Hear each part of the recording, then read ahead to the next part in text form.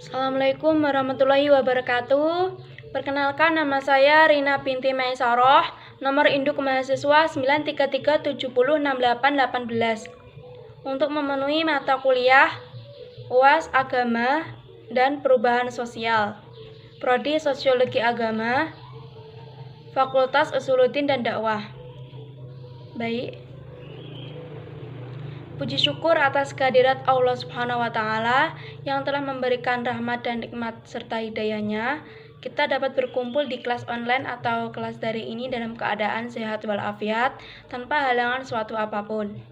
Tak lupa sholawat serta salam tercurahkan kepada junjungan Nabi Muhammad SAW yang syafaatnya kita nantikan di yaumul kiamah nanti.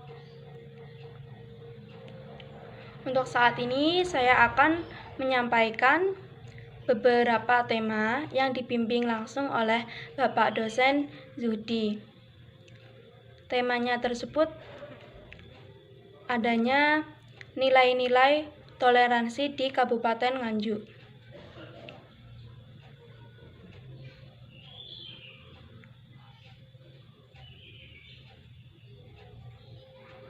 Kabupaten Nganjuk ini adalah salah satu wilayah yang perbatasannya dengan Kota Madiun dan Kota Kediri. Nganjuk ini adalah salah satu kabupaten yang berbatasan dengan Jombang. Juga Nganjuk adalah salah satu kota yang kearifan lokalnya masih terjaga. Untuk hal apapun, Nganjuk selalu mengutamakan prioritas lokal. Seperti halnya agama yang ada di Kabupaten Nganjuk ini ada 5 yang dianut oleh masyarakatnya. Ada Islam, Konghucu, Hindu, Katolik, dan Kristen. Dari beberapa agama yang saya sebutkan tersebut, ada beberapa lembaga yang saat itu memberikan suatu saran ataupun mendirikan suatu komunitas demi kerukunan agama yang ada di Kabupaten Nganjuk ini. Ada lembaga lintas agama, itu yang pertama. Yang kedua ada Gus Durian. Yang ketiga ada dukungan atau partisipasi dari yang lain. Di sini saya akan menjelaskan yang pertama, yaitu lintas agama. Lintas agama itu apa sih? Yaitu suatu lembaga ataupun komunitas perkumpulan dari kepala yang sehari-harinya mengurus masjid layaknya masjid gitu, kayak pendeta, kiai, itu dijadikan jadi satu. Dan di situ juga ada perkumpulan beberapa hal yang mengenai kemajuan dan kekurangan apa sih di dalam kekurangan kepengurusan ibadah tersebut. Mungkin ada beberapa musyawarah untuk tetap bisa menyelesaikan permasalahan. Salah satunya yaitu dengan memberikan solusi. Jadi kita berkumpul jadi satu gitu, kita tahu ibadahnya itu kayak gimana. Terus yang kedua, kita tahu tata caranya itu kayak gimana. Terus kita tahu yang disembah tuh kayak gimana. Jadi kita di sini tidak membeda-bedakan suatu keyakinan yang dianut oleh manusia, setiap manusia. Jadi di sini kita mengutamakan nilai toleransi yang paling utama. Terus nilai toleransi itu ya kayak kita menjadi hal yang meyakinkan bagi diri kita. Terdapat beberapa hal yang menyimpang juga ada. Terus untuk lintas agama ini yaitu suatu lembaga yang ada di Kabupaten Nganjuk. Itu benar-benar menyatukan perbedaan menjadi satu gitu. Untuk yang kedua ada lembaga Gus Durian. Apa sih lembaga Gus Durian itu? Yaitu suatu lembaga yang di dalamnya itu menanamkan nilai-nilai Gus Dur yang zaman dahulu kala yang selalu mengutamakan toleransi. Kan toleransi dari umat dari Cina datang langsung ke Indonesia. Jadi bapak pertama Tionghoa yang memperkenalkan Tionghoa ke Indonesia itu Bapak Gus Dur. Di saat ini untuk siapapun yang belajar nilai-nilai Gus Durian, nanti kita tahu cangkupannya mencakup apa saja. Yang pertama itu ada 7 ya sikap yang ditanamkan di Gus Durian. Tapi ini saya ambilnya dari perjuangan dari suatu lembaga. Gus Durian ini kesehariannya apa sih? Nanti kita simak ya, kesehariannya Gus Durian itu apa.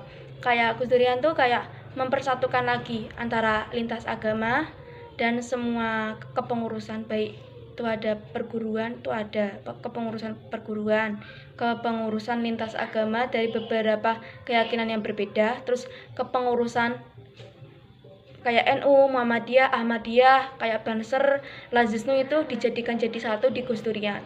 Tujuannya apa? Ya, tujuannya juga mempererat tali silaturahmi. Itu yang pertama. Yang kedua yaitu menjaga prioritas NKRI, Negara Kesatuan Republik Indonesia. Jadi di situ kita sharing, kita datangi tempat ibadahnya satu-satu. Biasanya kita diskusi ngopi bersama gus-gus yang ada di sana. Kita ngopinya biasanya siang. Kalau siang biasanya di kelenteng. Kalau malam biasanya kita ngopi di gereja. Tapi kalau ada jadwal penting padat kayak kumpulan gus-gus itu yang dari Jombang, Gus Aan itu kita bisa kita bisa sharing mengenai apa sih toleransi itu. Di situ saya juga belajar mengamati dari sisi Kabupaten Nganjuk ini loh adalah kota di mana semua memiliki toleransi keyakinan yang berbeda. Akan tetapi di salah satu lain kita lihat dari sisi Kabupaten Nganjuk layaknya kota lain kayak kota Kediri itu terdapat desa yang namanya Desa Pancasila. Apa sih Desa Pancasila? Kok bisa disebut Desa Pancasila? Itu ceritanya panjang kayak di Nganjuk. Pokoknya desa yang di situ banyak orang yang berkeyakinan yang berbeda. Itu dinamakan Desa Pancasila. Di situ saya juga pernah mendatangi bersama Bapak dosen Zaid saat acaranya desa tersebut. Acaranya cukup meriah, menghadirkan dari beberapa agama, pemuka agama di situ. Saya pulangnya malam jam 12 kalau nggak salah dari Nganjuk. Terus saya nginep di kos teman. Jadi toleransi itu penting bagi kita teman-teman. Kita kan sosiologi agama, kita harus mengutamakan interaksi antara satu yang lainnya dengan basicnya itu agama gitu. Kita tetap memberikan fasilitas yang terbaik bagi mereka kayak ilmu. Kalau di lembaga Gus Durian ini kita selalu mengutamakan kebersamaan yang ada. Kayak donor darah itu tetap ada, kayak bantuan yang lainnya tetap ada. Jadi toleransi itu penting teman-teman buat kita, karena nilai-nilai toleransi itu mencakup beberapa hal yang dapat kita ambil, seperti kerukunan yang pertama, musyawarah untuk mencapai mufakat, yang ketiga yaitu mempererat tali silaturahmi, yang keempat yaitu memperluas jaringan yang luas, yang kelima yaitu memberikan pengalaman yang lebih baik lagi. Di sini yang dapat saya sampaikan, kurang lebihnya saya mohon maaf. Wal taufiq wal hidayah. Wassalamualaikum warahmatullahi wabarakatuh.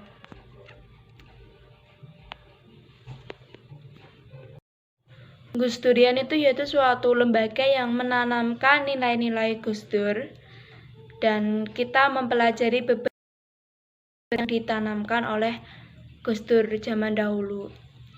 Kita bisa belajar arti toleransi, diskusi mengenai beberapa perbedaan keyakinan yang ada di Kabupaten Nganjuk tersebut. Kita biasanya ngopi itu di tempat ibadah di kelenteng biasanya. Kita ngobrol sampai malam diskusinya. Mungkin sajiannya kita juga ada kopi, jajanan gitu. Kita ngumpul di diskusi gimana sih perubahannya, apa sih karakteristik dari perbedaan agama itu untuk bisa disatukan. Kita tidak hanya belajar toleransi di situ, kita juga nalarnya juga belajar tentang bisnis sama bapak yang ada di kelenteng itu. Kita bisnisnya ya banyak. Kalau di bapak siapa lupa aku namanya, pokoknya enak deh belajar sosiologi itu, mengamati seseorang, mengamati masyarakat, tanggapannya tuh kayak gimana. Tapi enakan kalau kita belajarnya nggak sendirian, kita keluar, kita memperluas jaringan satu sama lain. Jadi kita belajarnya nggak di dalam kelas aja, kita belajar sama dosen. Ya kita keluar sendiri, cari pengalaman yang baik. Selagi itu baik, kita terjun langsung gitu.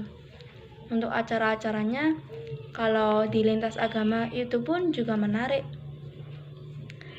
Pokok nggak rugi deh kalau belajar sosiologi. Sosiologi itu ya bagi aku sendiri sih ya ilmu yang mempelajari interaksi berbagai macam masalah di dalam kehidupan kita. Bahkan kita kalau ambil sosiologi itu harus jadi panutan masyarakat yang baik. Kalau kita jelek sikap kita, ya kita rubah satu persatu, bahwa kita sebagai anak sosiologi itu nggak dipandang sebelah mata, kita memberikan contoh yang baik gitu. Dari kita tetap menjadi mahasiswa yang selalu mengutamakan solidaritas apapun itu. Jadi kita belajarnya jangan di dalam kelas, belajar di luar kelas. Kalau aku lebih suka di luar kelas, banyak hal yang dapat dijumpai gitu. Apalagi kalau ngobrol sama Gus Duh, pemikirannya tuh luar biasa, tajam. Jadi aku nggak bisa nempatin pikiranku itu ke yang lainnya gitu.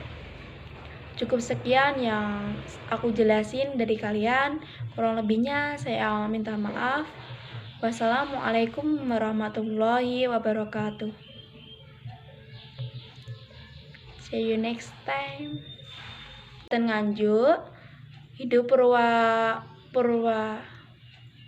Hindu Kertabuana Giriwilis ya, kalau nggak salah. Lokasinya di Kabupaten Nganjuk, Loceret, Desa Curik. Editannya agak jelas lagi.